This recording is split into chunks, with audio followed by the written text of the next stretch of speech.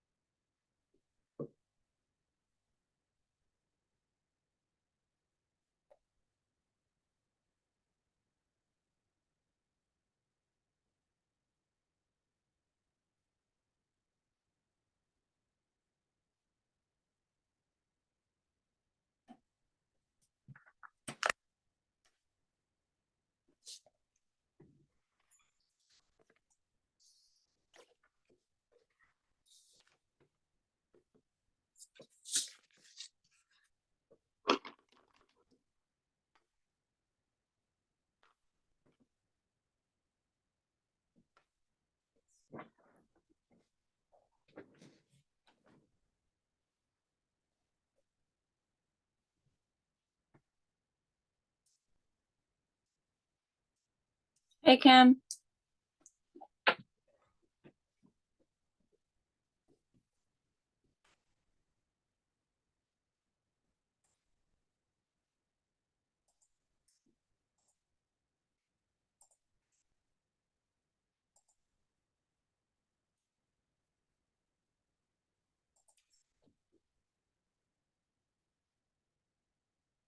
Hey, Ken, can you hear me?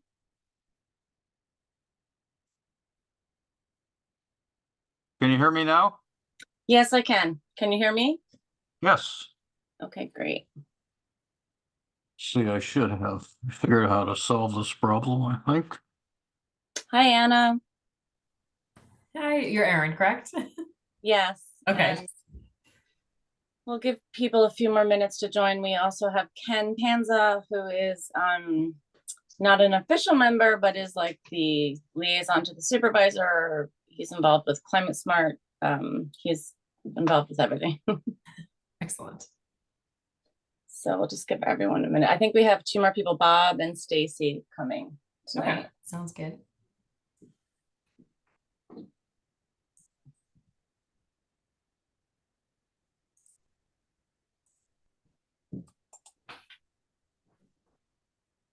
Where's Bob? Oh, hello. Hey.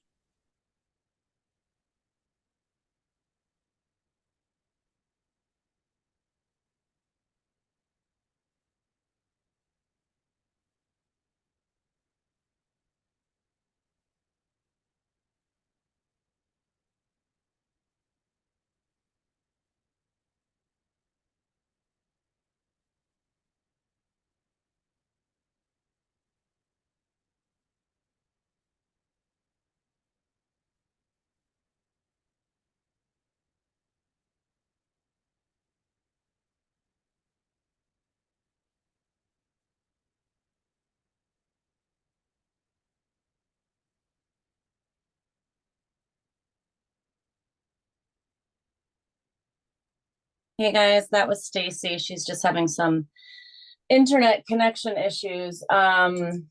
So she's probably gonna have to go to a different location to join us, but hi, Bob.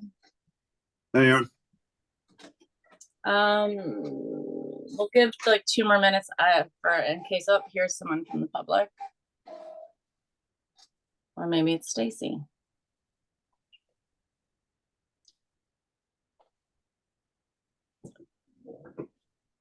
That's Linda Lumber. Bob, are you taking notes? Or do you want me to? Michael can't make it. He's our secretary. I can if you like. Yeah, I'll take notes and we'll compare. How's that? That sounds good. All right. All right. 6:04. Let's get this meeting started. So we have myself acting chair for members. We also have Bob Wolf and Stacy's going to be joining shortly. Let me just write this down. We also have from the public Ken Panza. It looks like Linda Lover. Yeah, are you guys somewhere where we can come in person, or are you just on Zoom tonight? Nope, just on Zoom. The town website said that for a while now. It says it'll be a Zoom call. Oh, it said it was in the back room of the community center. Oh no, then it should have been just a Zoom only. Yeah. Okay. But well, we also have Anna, who is joining us from Cornell Cooperative to give us a wonderful presentation. We're really looking forward to that, Anna. Okay. So, and then we have people Zooming. Okay, so I'm just gonna need names of everyone who's sitting there with you, Linda. Must recognize Marcel. Right. So, Linda, can you take yourself off mute? yes, I can. We're all Thank here at the community center. There's 5 of us here. Okay, so we have Marcel, and then who else? Can you just go around and introduce yourselves? Vince Smith. And Vince. Okay. And I'm Ashley Hetty. Okay. How do you spell your last name, Ashley? Heady. Perfect, thank you. And last but not least, Terrence Lover. okay. You guys look like you're at the community center. we are. Yeah, back in that. Okay, great. Okay, so we do not have a quorum technically, so we're not going to do anything like adopting an agenda or approving minutes. There's no correspondence as of yet, no announcements. Bob, did you have any announcements? No, I did not. All right. And let me just see. Okay. And then we have the planning board did reach out to us about that site visit for Calamar Lane, Woodstock Gardens. I'm going to come back to that when Stacy's on, Bob, because I think we just need to iron out. We've narrowed it down to 2 time slots between you, Stacy, and myself. Okay. I haven't heard back from Michael Kohler on it, but not everybody has to go. So anyway, we'll just come back and revisit that when Stacy's here. Let me just make a note. Okay. And Bob, you went on a site visit before, right? Yeah, you've been on a few. A few of them, yeah. Okay. All right. I know actually just on the last meeting, there was we were gonna look for an update on the town water wellhead pump testing, but we don't have any information right now, so we're gonna table that till the next meeting. Okay. That leaves us, sorry. Before you table it, is there a firm date or has testing actually been performed? How much information does the WEC have on water testing?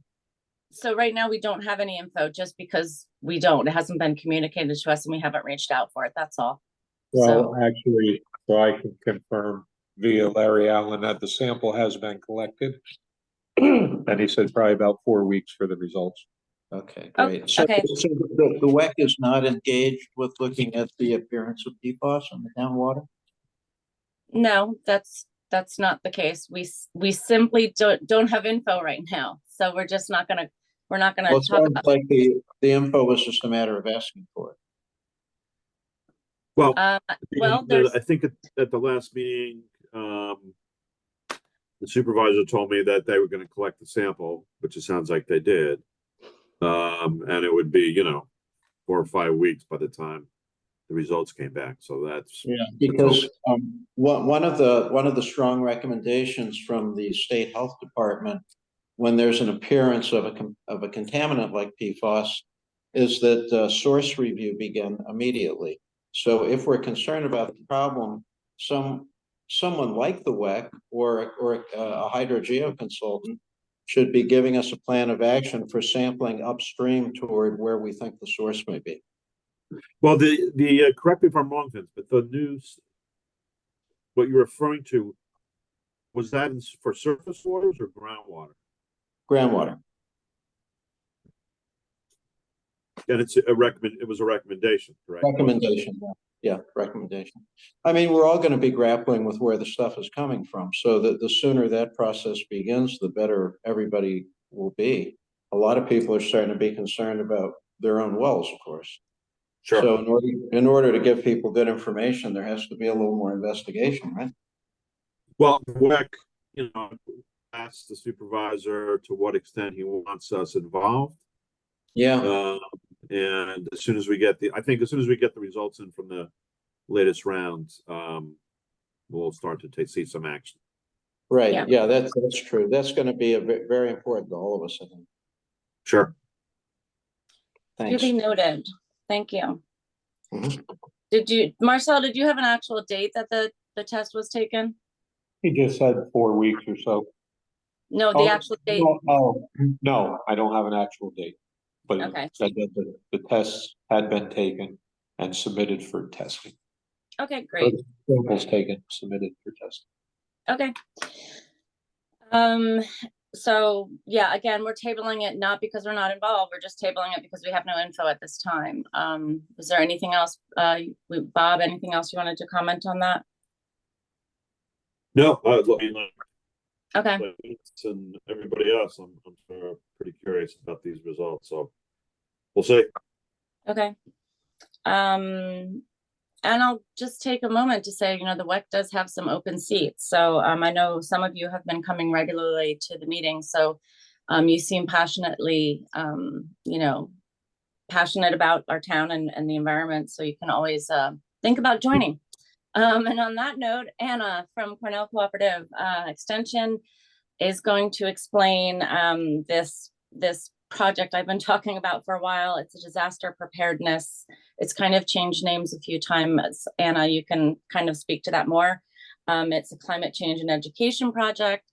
Anna, if you don't mind, I'm going to give you the floor. And then do you have a PowerPoint? Did you want to share? Yeah, if I think I have sharing capabilities, but I can just, yep. Great. Yeah. Perfect. All set. So before I share my screen, I'm Anna Herod McGrew. I'm from Cornell Cooperative Extension over in Dutchess County.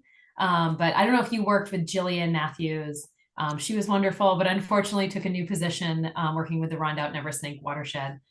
So some of myself and a few colleagues from Dutchess are trying to fill in and keep projects going in Ulster County until they hire somebody to replace her.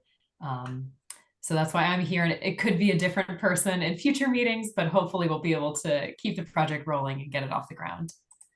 Great, thank you. And I do just want to, say one thing. Let's try to hold all our questions to the end. That's all. Thank you. I'm just going to share. There we go. So this project is through Cornell Cooperative Extension. I'm just going to go quickly through our funding, what the project actually is, the timeline, and then the climate smart points that it will qualify Woodstock for. So the funding comes from our Climate Resilience Partnership, which is funded through the Hudson River Estuary Program, part of New York State Water Resource Institute at Cornell University. They fund all of these projects in the watershed and make our work possible, working with local municipalities. these are some of the projects that we've been working on. I'm guessing, I know Woodstock is very active, so I'm guessing you've completed many of these. If not, I know you're bronze certified. We do resilient policy analysis. We call it the Climate Smart Resiliency Planning Tool, where we go through all of the documents in the town, the plans, and look at how we can boost climate resiliency. We work with communities on climate smart submission. This project is the implementation of, and as Erin said, this project has changed names many times. We kind of affectionately refer to it as PE9 now, which is for Pledge Element 9 within the Climate Smart Communities Certification Program. So it's PE9, Climate Change Education Engagement, was the initial action that this project started as. And it is a collection of resources hosted on a page on the town website pertaining to disaster preparedness, which falls under climate change preparedness due to the large fluctuations in weather we're experiencing, the large unpredictability in weather patterns and events. So it's a collection of resources that are as local as we can get. So alert systems, email lists, food pantries, shelters, warming centers, cooling centers, that kind of thing. And it also includes a whole array of social media posts, both the text and images, to alert people to specific topics on that webpage and direct them back to the page for more information. And then a few other projects we're working on, incorporating resilience into comprehensive plan updates. And a new one that we've been just started last year is working with municipalities to create heat emergency plans. So our goals for PE9, Climate Change Education Engagement, we're going to develop a website on climate resilience and disaster preparedness specific to residents in Woodstock.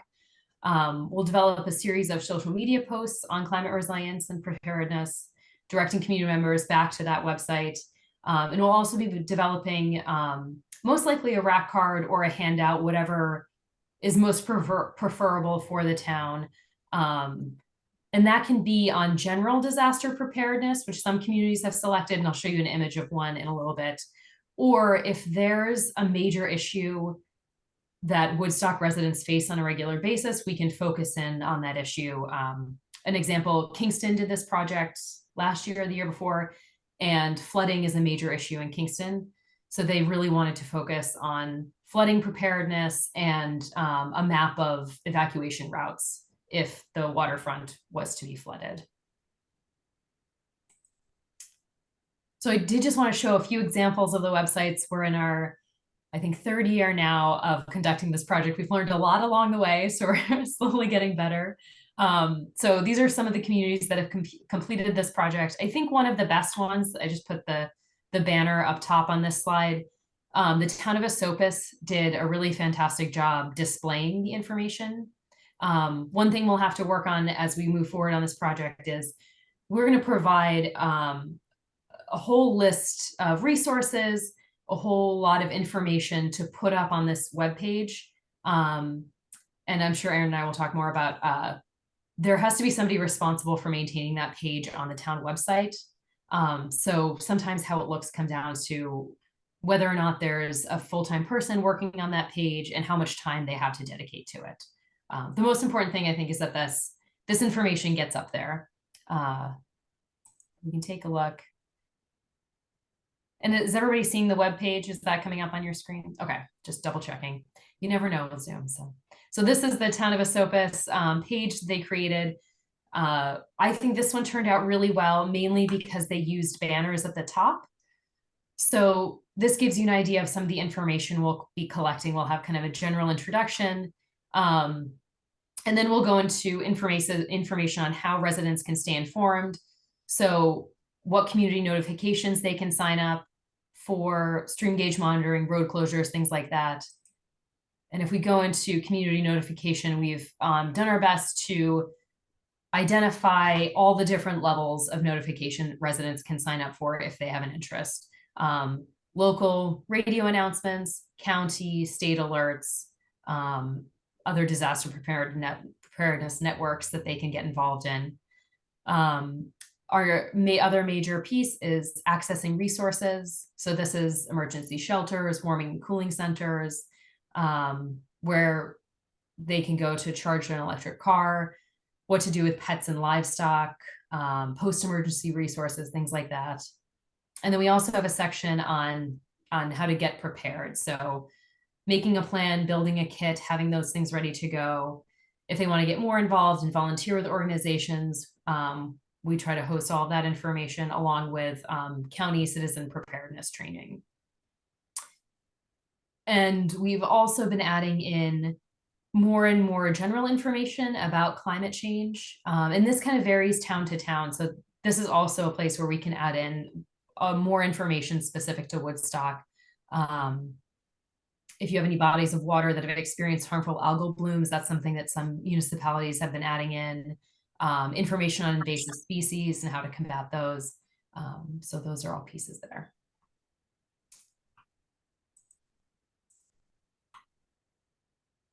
So we're seeing the same page, Anna. Oh, did it not change? That's what I'm wondering. It just says Town of Esopus at the top, a blue banner, and it has Beacon, Stanford, Esopus. Oh, okay. It did not go. Hey. Let me share. Page 6, maybe. You know what? I'll just share just to show you the website. Okay. I'm just gonna share the main one. There we go. Okay.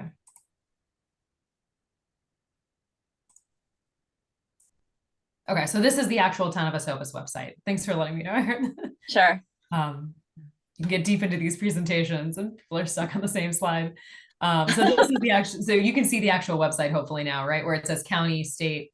So this is an example of those notification systems that we've gathered. Information on road closures, stream gauge monitoring. So the top here you see stay informed, and then it has the drop-down menu, access resources with the drop-down menu and all of the information for that town, get prepared, and then learn more about climate change. This design just works really well because it is a lot of information and no one wants to just scroll and scroll and scroll. So this is a good example of just formatting it to make it a little more user-friendly. And I can send you the other examples as well, but I don't want to take up too much of your time. And this is a really great example of how the website was developed. I'm just going to go back into our slideshow here.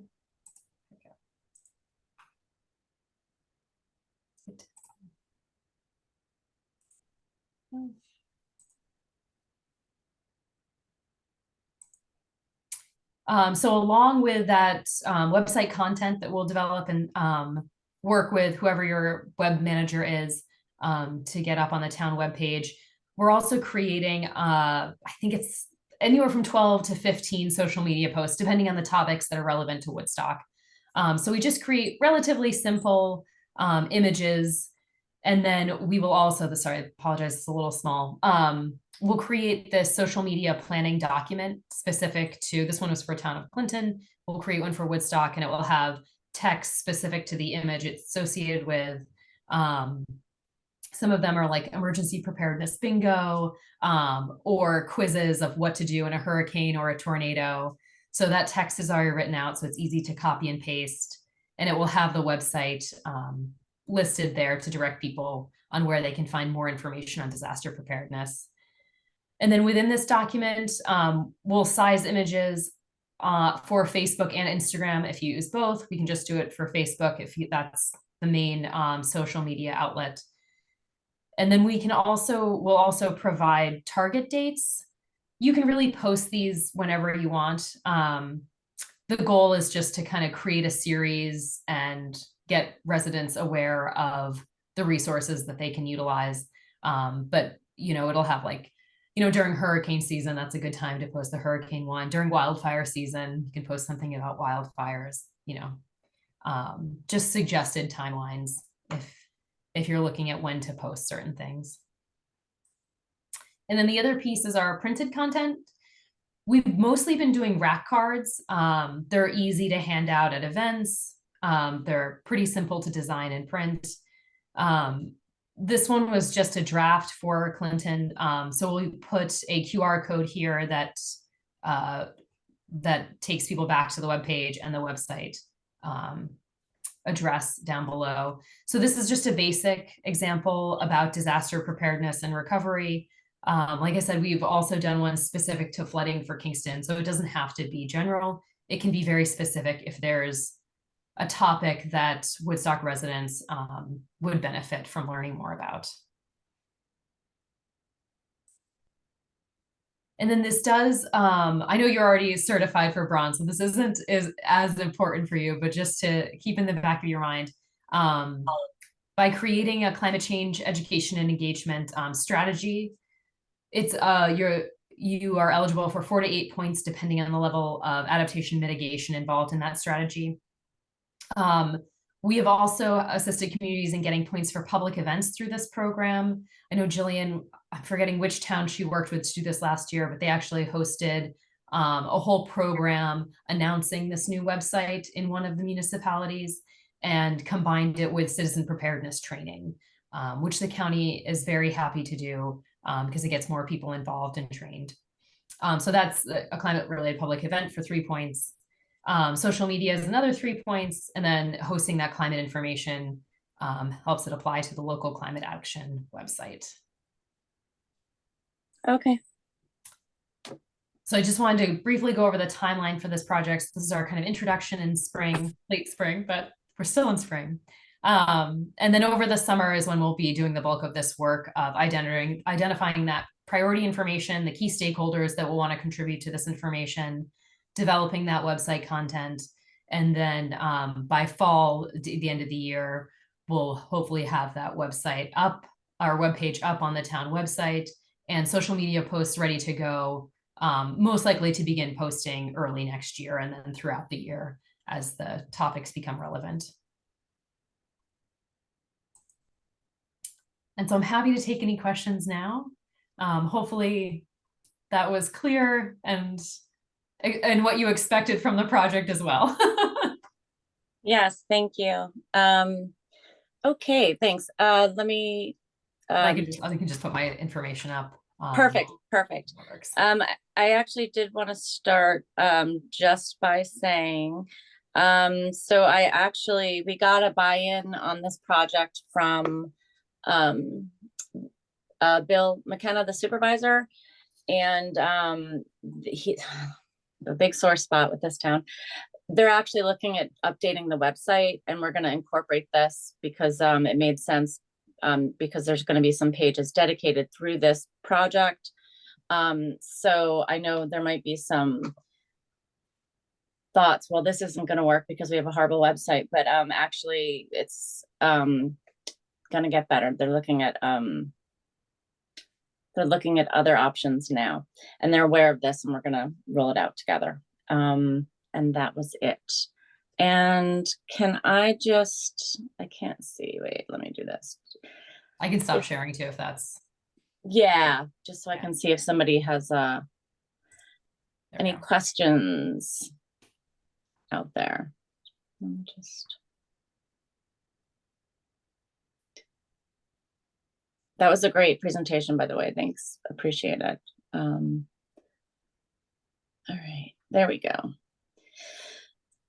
Okay, Stacy, I see you joined us. Okay, if there are no questions, going. Aaron, I have a question actually for you. So, have you spoken to the supervisor about this, or has he seen this presentation? Yeah, so like I said, there actually had to be a buy-in. So he actually, initially with I think it was Melinda Herzog, one of the original, project managers. They actually had to send him a letter, basically outlining it and saying, do you agree to this? Do you agree to have your website? Do you agree to have a page on your website? They'll develop it and all of that. And he signed off on it. He did sign it. So, okay. So it's in black and white. That's good. Yeah.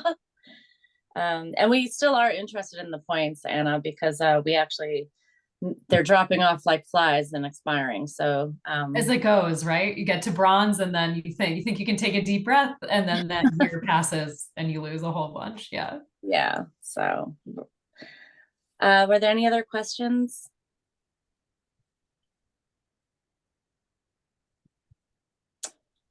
Stacy joined late. Let's see what she's saying. how do we get this info out to people not computer savvy? That's a great question, and something we've been discussing a lot. And that's where that rack card with whatever printed material we can offer comes in handy. Of just, it's not everything, but it's something to hand out. We're also hopefully going to have the capacity to translate that into Spanish this year. We're still working on that. But that is where that printed material does come in handy. This is a very web-based project, but I recognize your point. We are looking more at that, but we have that printed material, and then having public programs addressing this and pulling in the county with that citizen preparedness training is another way in which we're trying to reach people that aren't as computer savvy. And part of this is also looking at vulnerable populations in the town and looking at how to get information to people that might not immediately go to the website as well. Okay. Are there any other questions?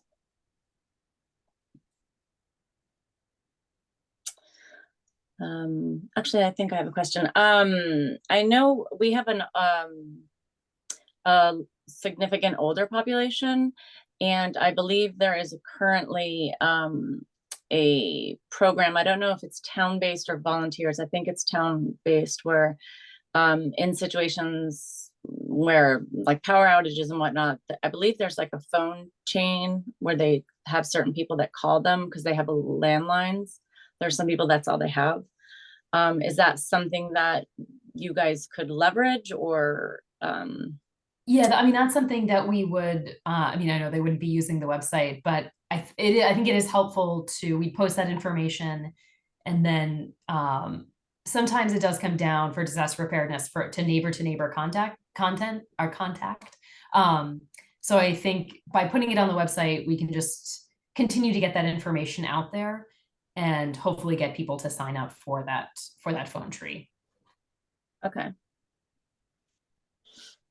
All right. Anything else? Any other questions? Going. And I want to say thank you very much for all your time. What are the next steps as far as what you need from us? And so I'll probably send along, and I apologize, I can't remember if I already sent. There's a couple of Google Forms, just with whatever information you've already got about where the town is at with disaster preparedness, with outreach, as well as contacts for who manages the social media account that this will go to and the website.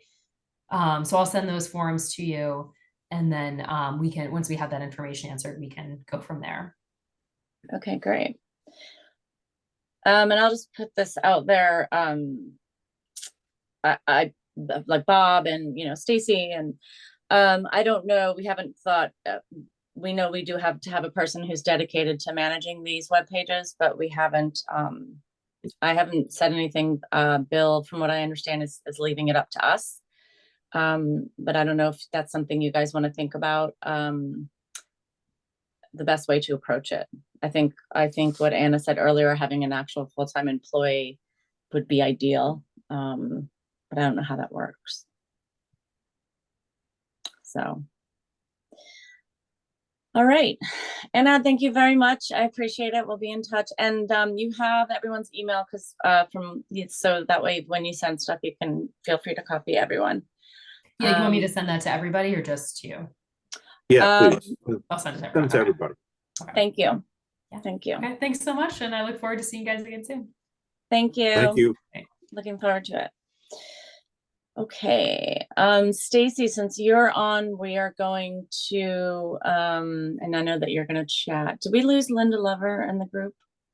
Yeah, I don't see them on there. Oh, okay. Stacy, one thing, we just didn't, the Calamar Lane site visit, we just need to nail that down. I think it looked like I thought it'd be easier just to do it on this call. I want to say, Bob, you could do it Thursday. Of this week? I believe, yeah. Is that what I said? Yeah, I'm around tomorrow. Okay, Jack, and tonight. was that, Stacy, was that when you were in the city, you were unavailable? I'm in the city I'm coming back Thursday night. So Okay, I could do Friday, but not, I don't know what time I'm gonna get home on Thursday. okay, you want to push it to next week? I don't think it's time sensitive. Okay, sure. Do you guys, are you able to see your calendars and next week? I'm around the first like Monday and Tuesday of next week, and I'm back in the city. I'm Okay, around on Tuesday. I can do it Tuesday, the 14th. Okay, I will, Oh. You mean the 21st? Yeah. sorry. Thank you. You're a week behind. Oh, yeah. Yes. What I'll do is I'll let Melissa know that date works for us. And of course, I asked her to give us any of the paperwork that they've submitted so far so we could look at it. And then also we have to hope that that Tuesday works for them because someone has to accompany us, I think, on the property from like the planning board. So I'll let you guys know what she says. I don't know why she doesn't copy the WEC group, but anyway, that's about it. I don't have anything else. Ken, how you doing? Come off mute. I have nothing to add. Wow. All right. Anybody have anything? Nope. No, All right.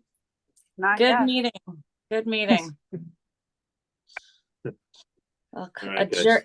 Adjourn the meeting 6:34. Thank you very much. Thank you, Aaron. Bye. Bye. Bye, guys.